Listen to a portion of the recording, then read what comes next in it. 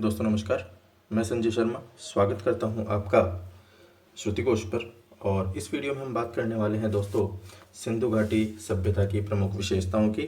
और ये करीब करीब इस टॉपिक के बाद हमारी जो सिंधु घाटी सभ्यता है वो कंप्लीट हो जाएगी दोस्तों। तो आइए शुरू करते हैं हम सिंधु घाटी सभ्यता की प्रमुख विशेषताएं। सिंधु घाटी सभ्यता की प्रमुख विशेषताओं के बारे में। तो दोस्तों सिंधु घाटी सभ्यता की प्रमुख विशेषताओं को हम यहाँ देख लेते हैं और बिंदुवार हम इनको देखते हैं। सबसे पहले सिंधु घाटी सभ्यता की अगर बात की जाए तो ये सुनियोजित नगर व्यवस्था थी। सुनियोजित नगर प्रधान सभ्यता ये थी। और इसके अगर प्रारंभिक स्वरूप की बात की जाए दोस्तों, इसका प्रारंभिक जो स्वरूप था वो ताम्रयुगीन था।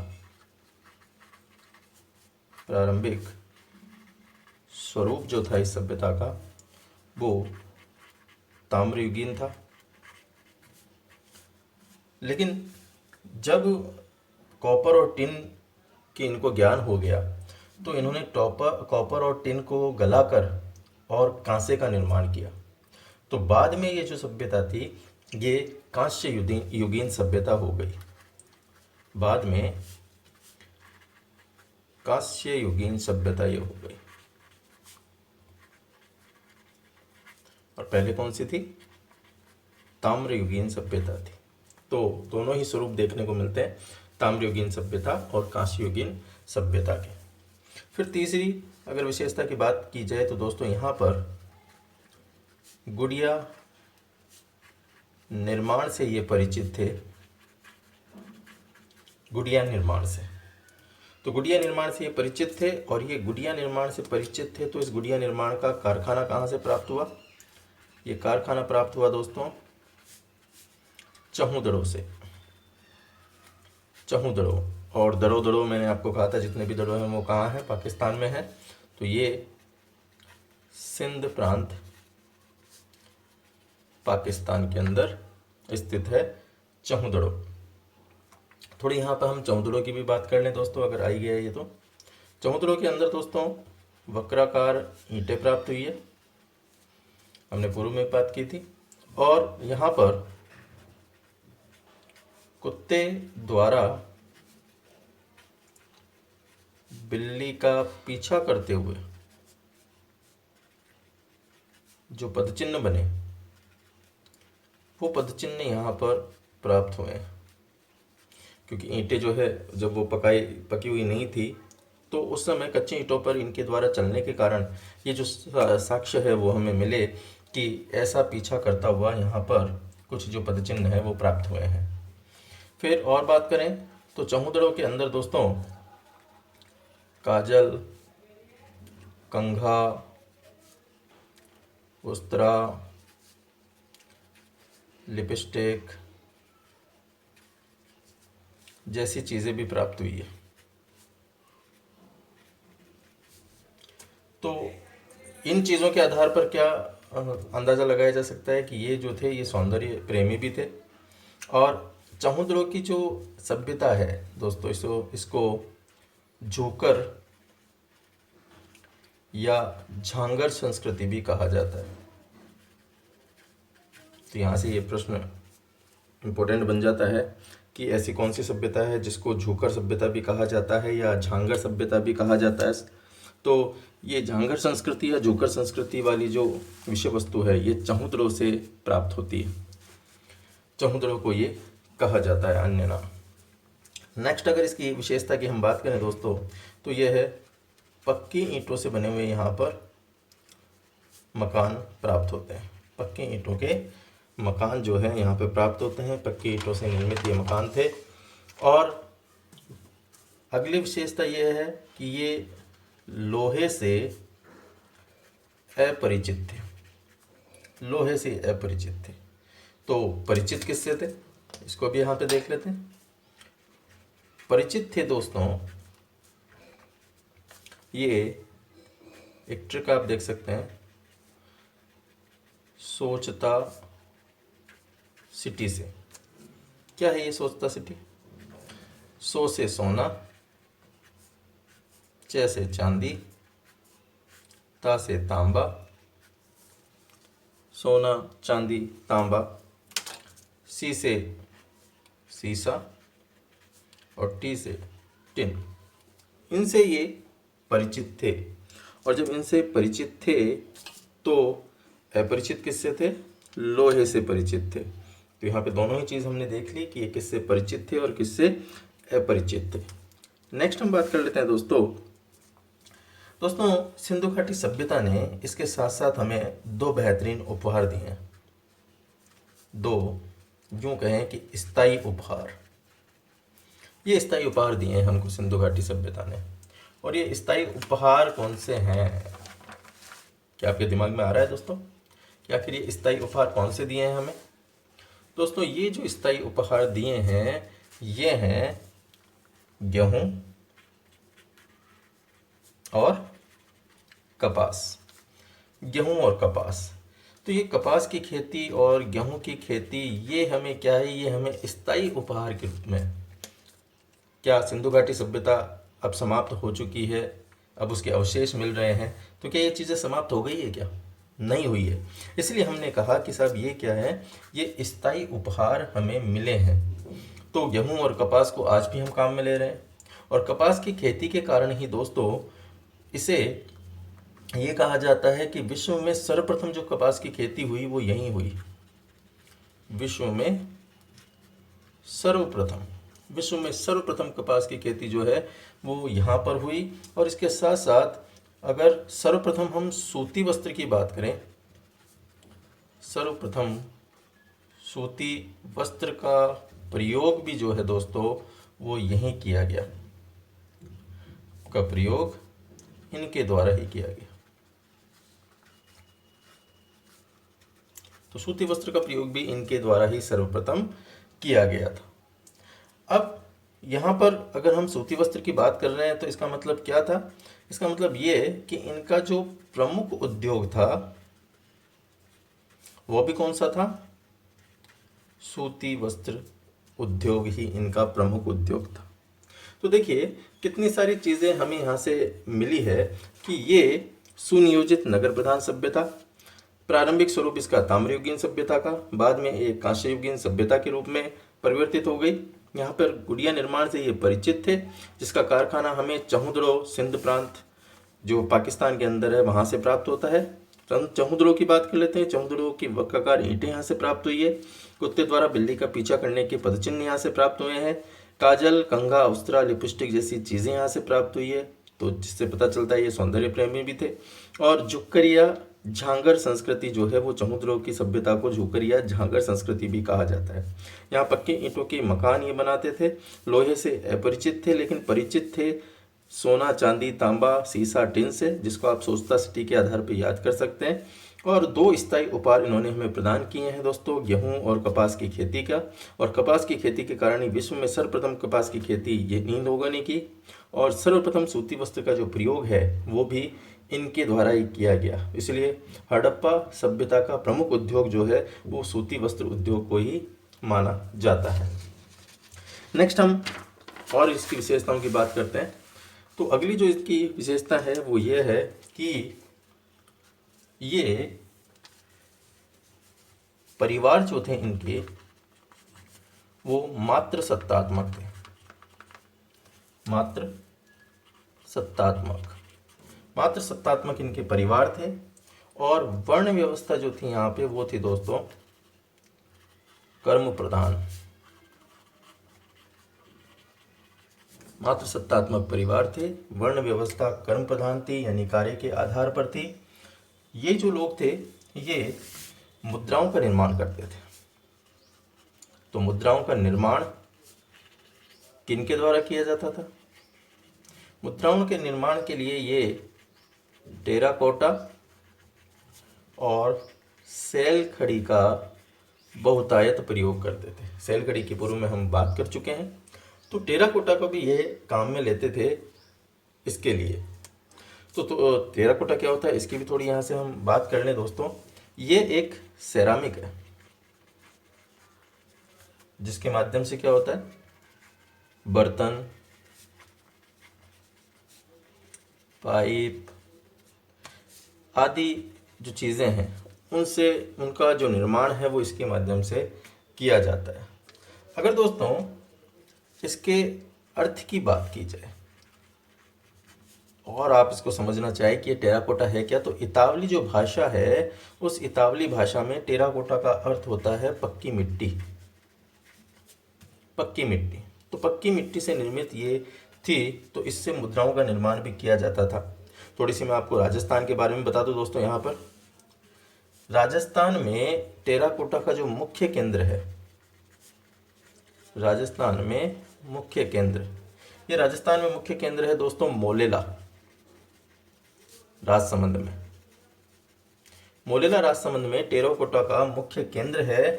और अगर और थोड़ी सी मैं यहाँ पे बात करूँ तो अलवर जो है दोस्तों, अलवर जिले का, अलवर का कागजी टेराकोटा, कागजी टेराकोटा ये प्रसिद्ध है। अलवर का कागजी टेराकोटा ये प्रसिद्ध है। तो राजस्थान के भी हमने दृष्टि से बात कर ली। तो मुख्य मुद्राओं का निर्माण जो है वो टेराकोटा और सैलकड़ी से किया जाता था। और टेराकोटा क्या है दोस्तों, ये सेरामिक है जिससे बर्तन, पाइप वगैरह निर्माण होते हैं। इताली भाषा में इसको पक्की मिट्टी भी कहा जाता है। और राजस्थान का अगर मुख्य केंद्र की बात की जाए तो ये है मोलेला राजसमंद, और अलवर का कागजी टेराकोटा यहाँ पर प्रसिद्ध है। तो राजस्थान के भी 2 प्रश्नों को हम यहाँ पे क्लियर कर चुके हैं। नेक्स्ट हम बात करते हैं दोस्तों प्रमुख खाद्यान्नों की। प्रमुख खाद्यान्न, तो प्रमुख खाद्यान्न कौन कौन से थे? ये थे दोस्तों गेहूं व जौ। सिंधु घाटी सभ्यता के प्रमुख खाद्यान्न गेहूं व जौ थे। यहां पर दोस्तों जल निकास जो प्रणाली थी वो भी क्या थी, उत्तम श्रेणी की थी। नालियाँ वगैरह बनी हुई थी, तो ये जल निकास प्रणाली उत्तम श्रेणी की थी। ये जो लोग थे ये शांति प्रिय थे, शांति प्रिय लोग थे, यानी युद्ध इनको पसंद नहीं था। और इसीलिए दोस्तों यहाँ पर योद्धा वर्ग के अस्तित्व का साक्ष्य नहीं मिलता है। इस चीज़ को आप ध्यान रखें। ये लोग शांति प्रिय थे, सौंदर्य प्रेमी थे, लेकिन युद्ध पसंद नहीं था। युद्ध इनको पसंद नहीं था और इसीलिए यहाँ पर योद्धा वर्ग के अस्तित्व का साक्ष्य नहीं मिला है दोस्तों। आप चाहें तो यहाँ लिख सकते हैं, योद्धा वर्ग के अस्तित्व का साक्ष्य नहीं मिला। तो योद्धा वर्ग के अस्तित्व का यहाँ पर कोई भी साक्ष्य नहीं मिला है। नेक्स्ट अगर बात करें तो दोस्तों यहाँ पर गाय की अपेक्षा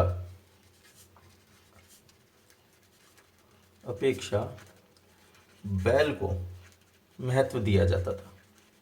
गाय की अपेक्षा बैल को महत्व दिया जाता था। और बैल को किस रूप में ये मानते थे, ये शक्ति का प्रतीक मानते थे बैल को, शक्ति का प्रतीक। तो शक्ति के प्रतीक के रूप में बैल को माना जाता था और गाय की अपेक्षा बैल को अधिक महत्व दिया जाता था। यहाँ पर अगर हम और बात करें तो ये प्रजनन शक्ति की पूजा करते थे, प्रजनन शक्ति की पूजा। और प्रजनन शक्ति की पूजा के रूप में दोस्तों ये दोनों ही लिंग की पूजा भी करते थे और ये योनि की पूजा भी करते थे। तो लिंग पूजा और योनि पूजा ये किया करते थे। तो अगर हम लिंग पूजा और योनि पूजा की बात करें तो यहाँ पर योनि पूजा दोस्तों आज भी विद्यमान है। अगर हम बात करें कामाख्या देवी का मंदिर, कामाख्या देवी का मंदिर, और ये कहाँ है दोस्तों, असम में। तो यहाँ पर आज भी योनि की पूजा की जाती है दोस्तों। कामाख्या देवी के मंदिर जो कि असम में है, यहाँ पर आज भी योनि की पूजा की जाती है। तो ये यहाँ पर हम बात कर रहे थे कि ये प्रजनन शक्ति की पूजा यहाँ पर की जाती थी। इसके साथ साथ शुभ कार्यों में ये स्वास्तिक चिन्ह एवं सींग का प्रयोग करते थे। सींग का प्रयोग करते थे। जो भी शुभ कार्य होता था उस शुभ कार्य के अंदर स्वास्तिक का प्रयोग करते थे और सींग का प्रयोग इनके द्वारा किया जाता था उसके अंदर। तो जो ये मातृ देवी की पूजा करते थे, ये मातृ देवी की पूजा ये दोनों ही रूप में करते थे, सौम्य रूप में भी व रौद्र रूप में भी। दोनों ही रूपों में इसकी पूजा की जाती थी, सौम्य व रौद्र दोनों ही रूपों में। और किस किस की पूजा करते थे? और किस किस की पूजा करते थे?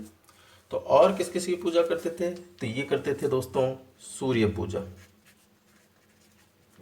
ये करते थे जल व अग्नि की पूजा, इसके अलावा पीपल की पूजा, नाग नागिन की पूजा, पशु पक्षियों की पूजा।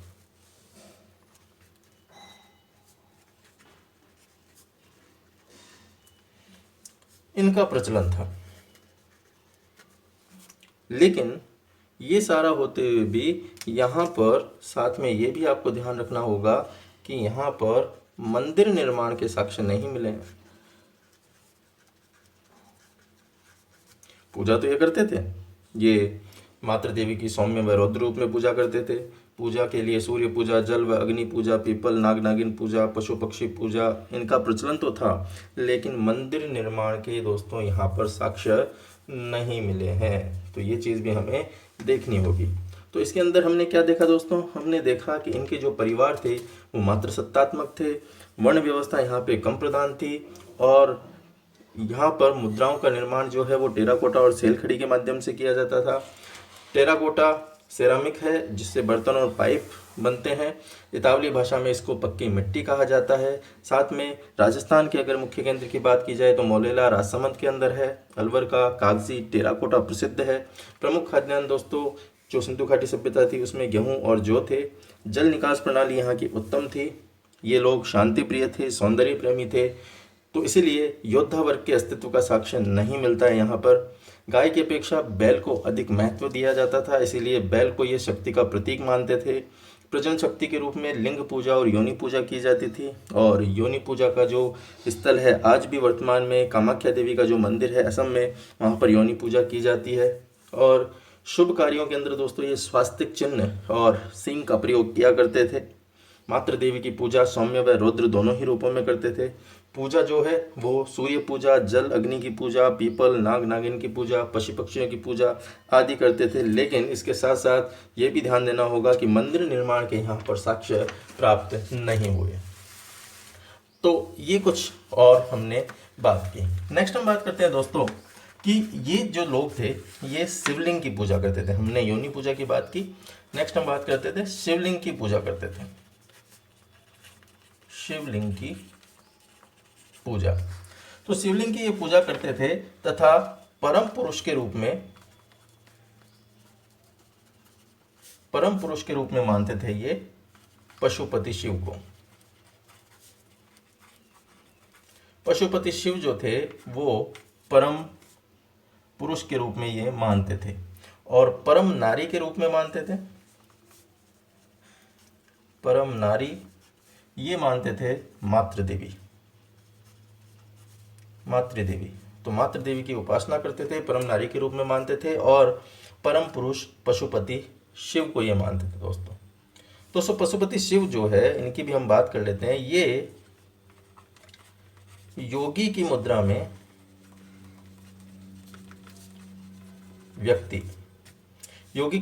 एक व्यक्ति प्राप्त हुए, और ये अगर बात की जाए योगी की मुद्रा, तो इस योगी की मुद्रा के 3 मुख और 3 सींग प्राप्त हुए। इस योगी मुद्रा में दाईं ओर बाघ और हाथी, और वहीं पे बाईं ओर भैंस और गेंडा के चित्र बने हुए हैं और आसन के नीचे बैठे हुए दो हिरण हैं। ये इसकी विशेषता है योगी मुद्रा में जो व्यक्ति बैठा हुआ है उसकी। दोस्तों ये जो योगी की मुद्रा है, ये योगी की मुद्रा की जो प्रतिमा मिली है इसकी भी हम बात कर लेते हैं। ये योगी मुद्रा की प्रतिमा कहाँ से मिली थी? हमने पूर्व में बात की थी मोहन जोदड़ो से। मोहन जोदड़ो से ये योगी की प्रतिमा प्राप्त हुई। और इसके साथ साथ यहाँ पर मैं गेंडे की बात भी बता दूं आपको। ये जो गेंडा की मुद्राएं हैं, ये मुद्राएं देमाबाद से प्राप्त हुई, देमाबाद महाराष्ट्र से, देमाबाद महाराष्ट्र। और देमाबाद महाराष्ट्र पूर्व में हम चर्चा कर चुके हैं कि हमारा दक्षिणतम जो बिंदु है वो देमाबाद ही है। ठीक है दोस्तों, नेक्स्ट हम बात करते हैं अगली विशेषता की। और ये अगली विशेषता है दोस्तों, यहाँ पर गर्म पानी के जलाशय मिले हैं, गर्म पानी के जलाशय। और इन गर्म पानी के जलाशयों को क्या कहा जाता है? हम्माम कहा जाता था सिंधु घाटी सभ्यता के अंदर। इसके साथ साथ शवों को दफनाने के साक्ष्य भी प्राप्त हुए हैं, शवों की अंत्येष्टि संस्कार। और ये शवों की अंत्येष्टि संस्कार था वो 3 यहाँ पर चीज़ें प्राप्त हुई है। एक तो पूर्ण समाधिकरण के द्वारा, इसको पूर्ण दहन भी कहा जाता है, पूर्ण दफन। एक आंशिक समाधिकरण और एक ये दाह संस्कार भी करते थे। तो 3 तरह के अंत्येष्टि संस्कार यहाँ से प्राप्त हुए हैं। ये पूर्ण समाधिकरण के रूप में, पूर्ण दफन और आंशिक समाधिकरण के रूप में और दाह संस्कार के रूप में ये प्राप्त हुए हैं। अगर दोस्तों इनके व्यापारिक संबंधों की बात की जाए, व्यापारिक संबंध कहाँ कहाँ से थे इनके? तो व्यापारिक संबंध थे इनके दोस्तों सुमेर, बहरीन,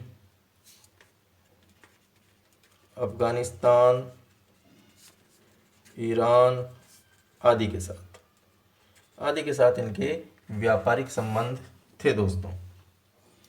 तो ये कुछ महत्वपूर्ण हमने यहाँ पर इनके बारे में बात की। तो ये जितनी भी चीज़ें हमने देखी ये सारी इसकी विशेषताओं के अंतर्गत आती है जो यहाँ पर हमें प्राप्त हुई। कुछ हमने जो इनके केंद्र पढ़े थे उन केंद्रों के आधार पर बात कर लिया और शेष जो है हमने ये जितनी भी हमने विशेषताएं इनके देखी उनके आधार पर हमने बात कर ली। अंत में हम बात कर लेते हैं दोस्तों सिंधु घाटी के पतन की। सिंधु घाटी का पतन। तो सिंधु घाटी सभ्यता का पतन कैसे हुआ? अलग अलग देखिए विद्वान अलग अलग इसके कारण मानते हैं। तो सबसे पहले हम बात कर लेते हैं यहाँ पर M.R. साहनी की। एक तरफ विद्वान और दूसरी तरफ उनके पतन के क्या कारण उन्होंने माने वो हम देख लेते हैं। तो विद्वान है दोस्तों साहनी, M.R. साहनी। और ये कहते हैं कि साहब सिंधु घाटी का जो पतन है वो भौतिक परिवर्तन के कारण हुआ, भौतिक परिवर्तन के कारण सिंधु घाटी का पतन हुआ। वहीं पर जॉन मार्शल, मैके, S.R. राव ये कहते हैं कि साहब बाढ़ आई और बाढ़ आने से सिंधु घाटी सभ्यता का पतन हो गया, धराशायी हो गई। कनेडी कहते हैं कि नहीं साहब प्राकृतिक आपदा के कारण सिंधु घाटी का पतन हुआ, प्राकृतिक आपदा इन्होंने कारण माना है। वहीं पर चाइल्ड, व्हीलर ये मानते हैं कि साहब बाह्य आक्रमण हुए और इन बाह्य आक्रमण के कारण ये जो सिंधु घाटी सभ्यता है उसका पतन हो गया। वहीं पर स्टाइन और जो A.N. घोष हैं वो ये कहते हैं कि साहब जलवायु परिवर्तन के कारण ये सिंधु घाटी सभ्यता का पतन हुआ। तो देखिए सिंधु घाटी सभ्यता के पतन के अलग अलग जो विद्वान थे उन्होंने अलग अलग मत दिए हैं। M.R. साहनी कहते हैं कि साहब भौतिक परिवर्तन के कारण सिंधु घाटी सभ्यता का पतन हुआ, जबकि जॉन मार्शल, मेके S.R. राव कहते हैं कि भौतिक जो बाढ़ आई उस बाढ़ के कारण ये सिंधु घाटी सभ्यता का पतन हुआ। वहीं पे कनेडी कहते हैं कि साहब प्राकृतिक आपदा के रूप में जो परिस्थितियाँ उत्पन्न हुई उससे सिंधु घाटी सभ्यता का पतन हुआ। और इसी के साथ जो चाइल्ड और विलर हैं वो कहते हैं कि साहब बाह्य आक्रमण हुआ और बाह्य आक्रमण जो आर्य थे उन आर्यों ने यहाँ पर बाह्य आक्रमण कर दिया और आर्यों के आक्रमण के कारण ये जो सिंधु घाटी सभ्यता थी वो पतन हो गया उसका। वहीं पर स्टाइन या A.N. घोष की हम बात करें तो वो जलवायु परिवर्तन जो है वो कारण मानते हैं सिंधु घाटी सभ्यता के पतन का। तो दोस्तों ये प्रमुख हमारी विशेषताएं थी सिंधु घाटी सभ्यता की, और इसके साथ ही सिंधु घाटी सभ्यता का जो चैप्टर है दोस्तों वो यहाँ पे कंप्लीट होता है। नेक्स्ट चैप्टर के अंदर हम वैदिक सभ्यता को शुरू करेंगे। तो इस वीडियो में इतना ही। धन्यवाद।